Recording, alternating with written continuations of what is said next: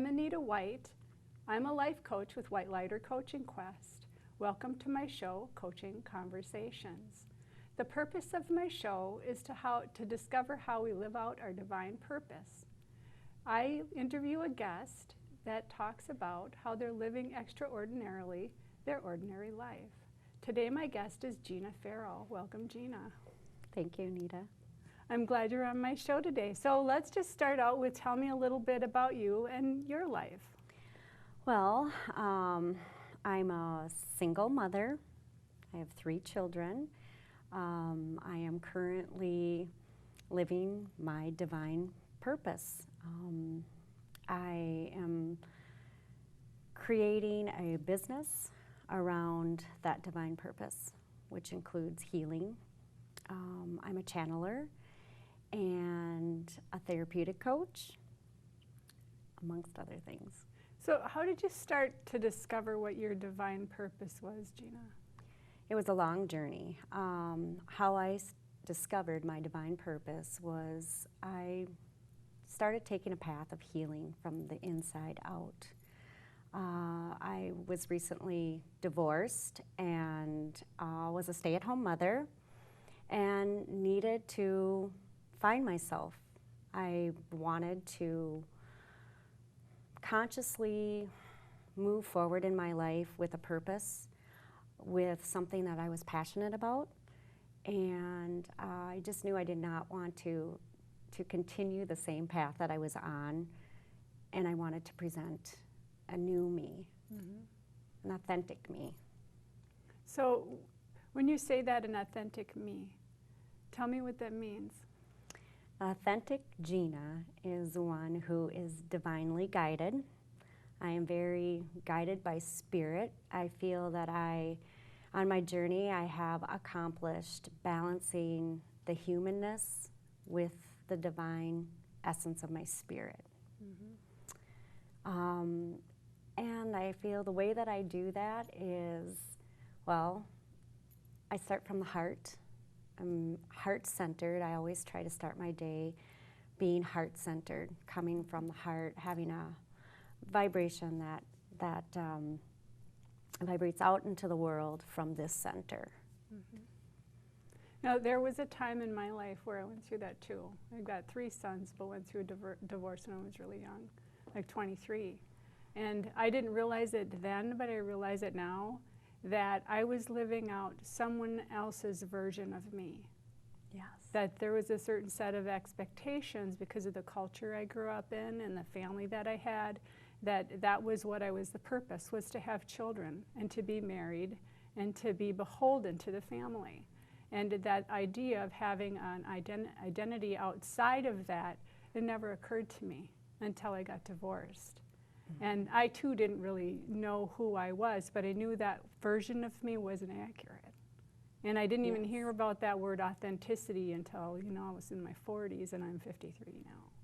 So to be able to say I'm living in my authentic self, and that part of us that's reinventing all the time. And I think that you and I came together, we went to Meta Institute together. Yes. And that I was able to see some of that enlightenment coming to you.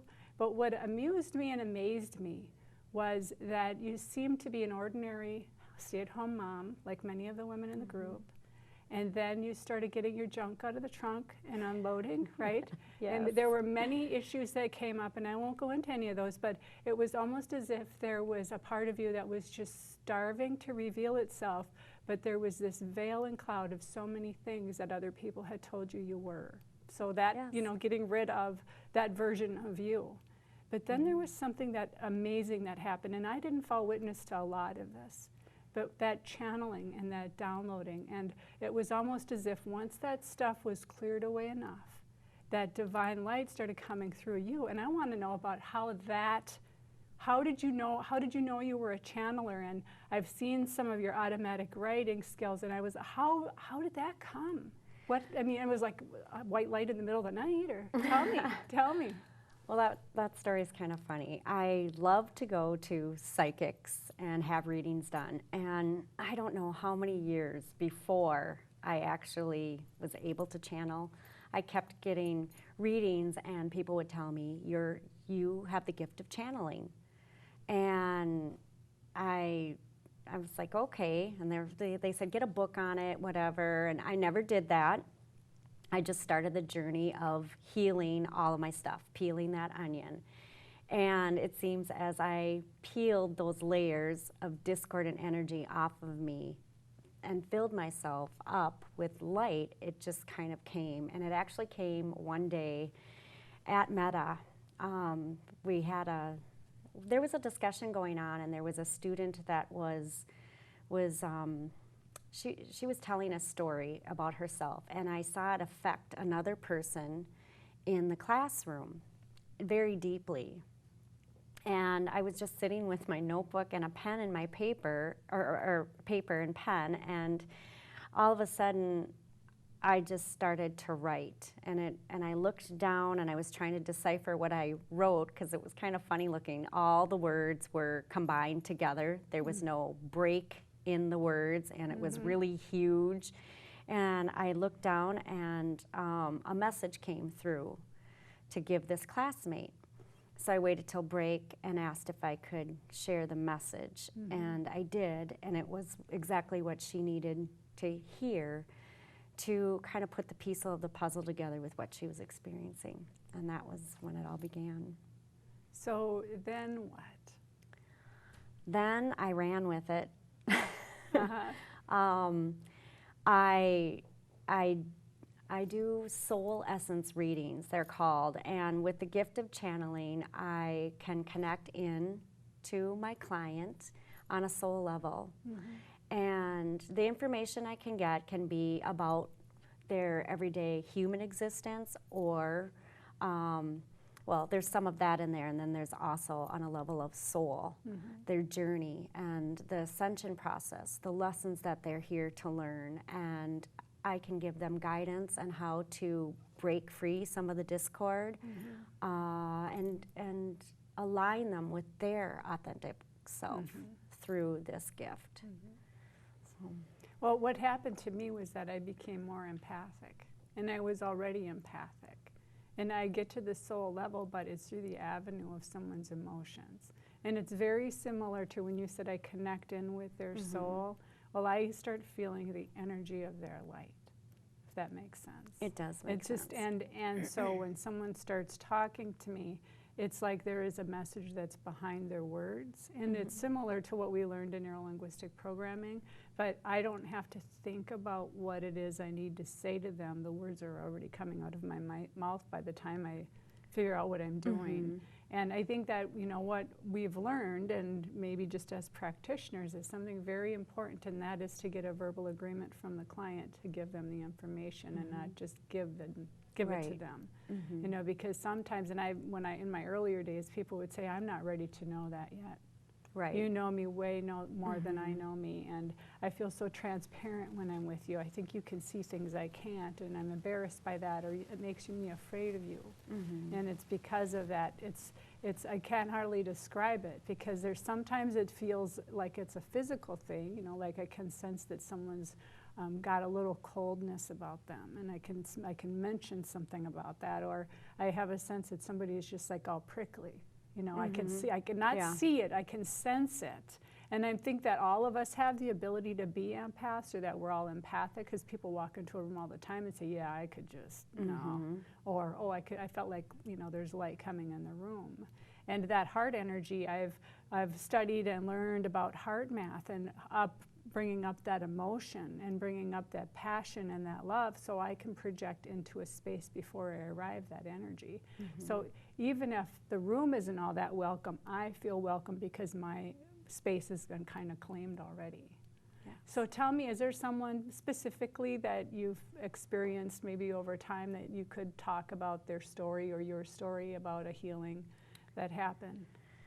Oh boy, a healing that has happened. In my work, a lot of women that I've worked with, I'm coming across a theme, and it's self-love, getting them connected to self-love, helping them to understand exactly what self-love is, and connecting them to a way that they can facilitate that within themselves. That seems to be the reoccurring theme, is self-love and empowerment. And worthiness. So many women that I run across, they don't have self-worthiness. They feel less than on so many levels of life. And there's been so many. I work with them, and it seems the words that come through, the channeling, just touch them so deeply. And you can sometimes, like you said, being an empath, I can feel the shift within their being as they're hearing the words. Energetically, I can feel it.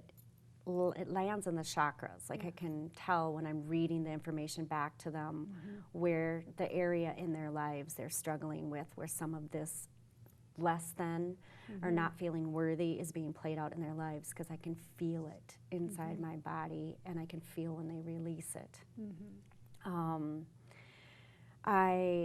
I work with a few different healing modalities, and I guess the biggest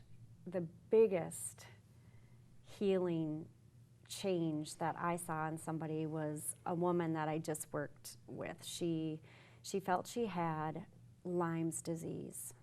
Spirit told me that that wasn't the case, but her body was responding as if she had Lyme's disease. She entered my house in a bent over state of being, and for 11 months she said she had not walked upright. She was very connected to her pain body. And so I worked with her. We did a little therapeutic coaching, and then I worked with a healing modality called Belva Spada. Okay. And it's similar to Reiki energy work, and it heals all levels of being. And when she got off the table, she was standing upright. She sat in the chair and she wept, and she said to me, "Oh, I don't even know how to feel. I don't know how to be. This state that I feel right now is not my normal state of being." And she was fearful because all of a sudden she said she hasn't felt so good in 11 months. So we talked a little more therapeutic coaching, and I gave her homework to go home with, which a good client does their homework, which is very, very important to me. If they do that homework, it just takes the level of the healing deeper, and it sticks. She came back 3 weeks later, and I saw a different person. There was a smile on her face. Her whole complexion looked different. Her eyes sparkled and twinkled with light, and she was still walking upright. She had been traveling and saying yes to invitations where she had been saying no and not living life because she didn't know when she went somewhere if she was going to be in pain or all of a sudden come down with being tired. So she now is living her life fully. I could see that chokes you up a little bit. It does. So tell me about what that is. What's my that? passion.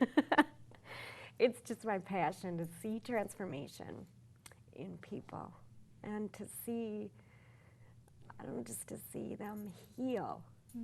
It's I can't express it. They're tears of joy, but it's very.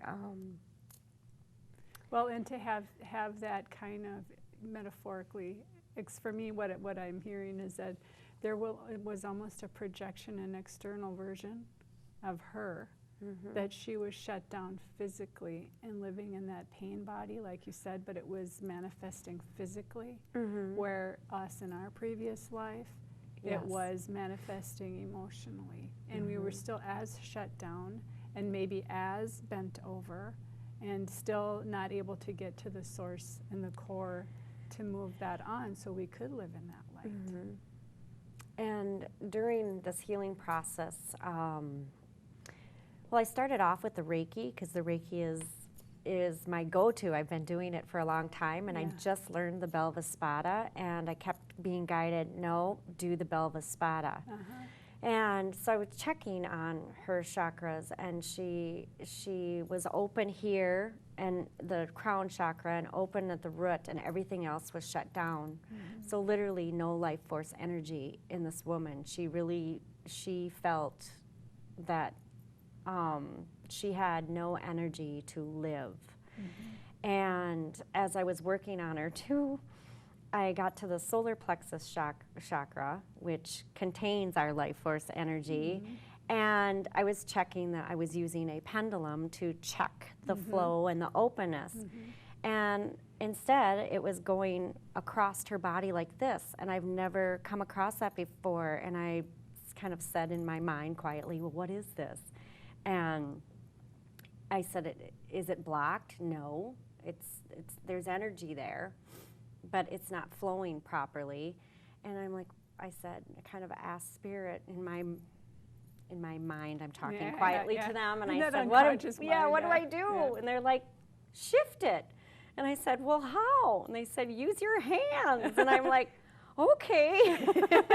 So I just went above that place and shifted 3 times, and I went to the sacral chakra too, which also needed a shift, and she could feel, and it's kind of like that's where she was like hunched over, and she could feel the shift. And I noticed too that right after her, the next 2 clients I had the same issue. And I asked about, why am I running into this issue? I've never run into this before. And the answer to that question was that the earth is shifting, there's energies coming in, and the polarities everything is shifting. And that some of us, our physical bodies, are having a hard time shifting with the new energies coming in. So these people were just a little more blocked, and I just kind of had to use my hands to shift the energy and get it aligned. She came back for her other session, and I checked everything, and she kind of went back to the old. The energy was going out of her instead of flowing in. So I reshifted them again, and then I taught her how to check herself and how to get that energy to flow properly and to maintain the proper state of being balanced. So in Western modality, somebody would have been going to her back. In an Eastern or other modality, you were going to her front. And then the balance of the earth polarities. It's interesting because, you know, when I think of polarities, it's like we're kind of always on a tilt, but we don't know that. And some of us get really metaphorically on a tilt, right? And especially if our bodies are out of whack, you know. And to see that, I see that with a theme with my clients too. I've been running into folks that want me to cure them of their procrastination. And the hardest thing for them to do is to not make lists. Right, yes. I used to be one of those. Right, to not make lists. And I'll say, okay, you're not doing anything but these 3 things: self-care, gratitude list, and looking at what you've accomplished during the day. That's about you. Eat, sleep, you know, nutrition, self-care. And it's like, no, but I gotta. And the list, give them here. No more, oh, I can't live without a list. You know, and you think that people who procrastinate they don't have a list. It's just that the list gets longer and longer and they don't get to things. So to be able to manifest the lists that are really good for their soul, and to not be doing but to be being, to be in their energy. I want to know more about this other modality because I fall witness to it a few weeks ago at Meta Institute with you. So tell me a little bit more about what that's, you know, different than Reiki maybe even. It is. It works with energy, and it works with light and frequency. And the name of it again is? Belva Spada. Belva Spada. Yep. Okay. And, well, it works with light and frequency. We are light, and we all have different, we go through different frequencies. Thoughts have frequency, each emotion resonates to a certain frequency. It's Belva Spata stands for healing of the heart. So in this process, you center again your energy in the heart, and you expand. When I do this part of the modality, I place my authentic self, my whole being, my wholeness of my blueprint of health, me in my perfect form right here.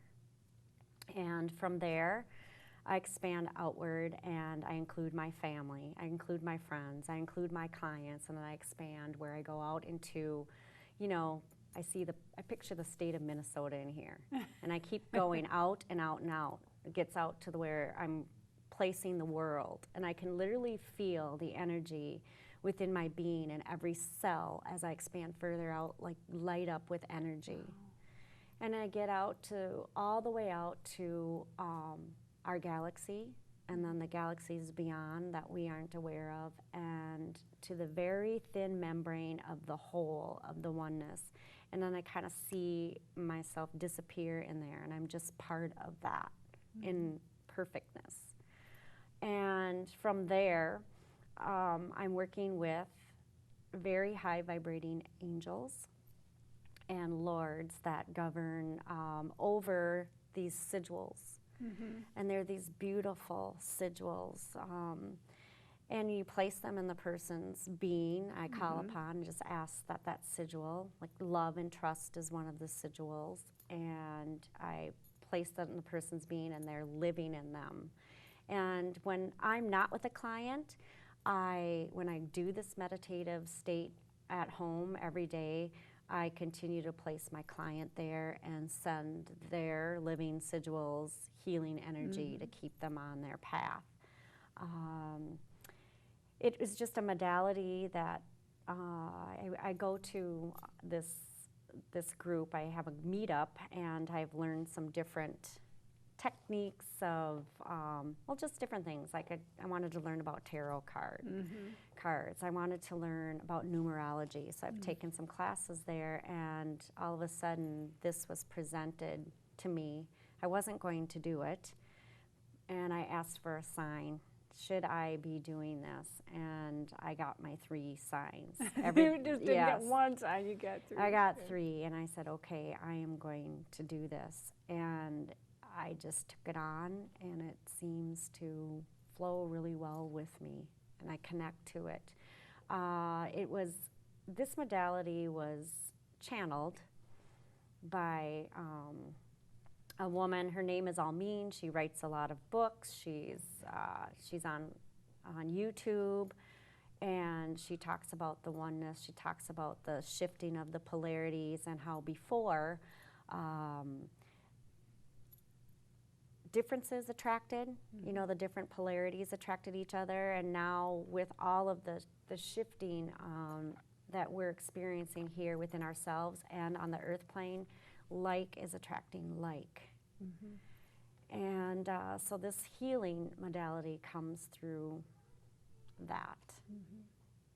And it's working with the divine feminine creator part of the creator. This modality comes from the feminine essence of the divine creator.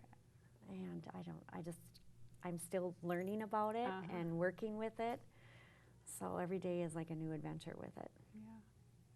So with all of those changes in you, and you blooming in this wonderful, all of those modalities and your gifts and your divine being and your divine purpose. So I know that when I make big changes, unconsciously or consciously, that something happens to the people around me. And it's not like they're affected by what I'm doing, as a dependency thing. So what has happened in your life with your relationships since you started really living in your light? Well, what has happened in my relationships? I've always been a compassionate person, but my compassion has changed.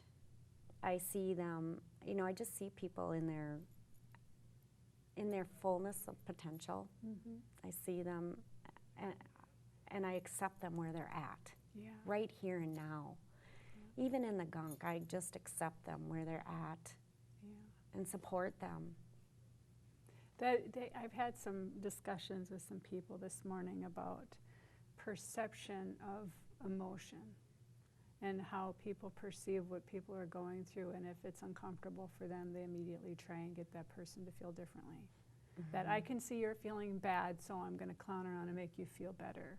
Or I can see that you're angry, so let's try and diffuse you. And when you say that, I'm going to meet you where you are, meet you where you're at, in the gunk or whatever. Yep. It's knowing that that person needs to feel their own way through that. It's their Yeah. journey. Mm-hmm. And I see those parts of people, the ugly parts, differently. Mm-hmm. It's almost like it's a beautiful part. Right.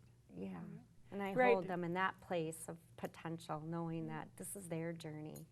And it's not always good to jump in and want to shift their perception. You can support them Yeah. through it. Well, and that we all have different levels. I know a lot of my clients are unaware of the parts the part that's operating their life. Mm-hmm. You know, and that until they're aware, then it's really difficult to even, help me, but I'm not going to open my mind and my heart to that part of me that's really wounded. And Right.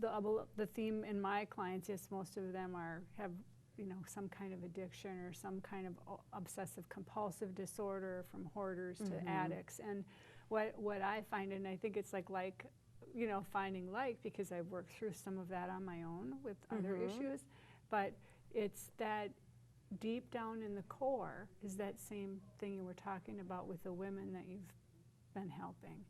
Is that there's Yes. a prevalent, and I think the way that our society was raised, it was really a shame-based system. So you would get told you're not good enough, and that you weren't smart enough, and that you weren't something enough. And so we walk around as wounded warriors going, oh my goodness, I'm not good enough. And what if it's really true? What if it's really true that I'm not good enough? It's not. And in the question, well, then that's just it. It's that not true. first we tell ourselves that, or someone else is, or that I'm not worthy to be loved, or if you only knew me, you wouldn't love me. Because there's that little dark side. We all have that little side. We're not so proud of how we say things or do things, or not editing at the right time. That dark side, it's the shadow self. Yes. And I call it the moon self. I love that part. I love connecting to that part of me, and I just kind of say, all right, Spirit, bring it on. I'm going to connect to that part of me, and I love to see myself and others rise above the shadow self into the lighted part, putting the light onto that shadow. There's every shadow self, there is that nugget and gift where your gifts are hiding, and those things that you felt that you didn't have inside of you, like confidence or self-esteem, it all is resting in that shadow self. And when you can shine the light on there, that's where you find you're the place where you are empowered to be that authentic self. That is a wonderful place to end, Gina. I'm getting from the studio here, and you just wrapped it up so cleanly. So thank you again for joining me on my show today. You're so welcome. Thanks for having me. Okay. And thank you for joining me today, Anita White with WhiteLighter Coaching Quest, my show, Coaching Conversations. And I'll leave you with one last thought, that no matter who you think you are always so much more than that.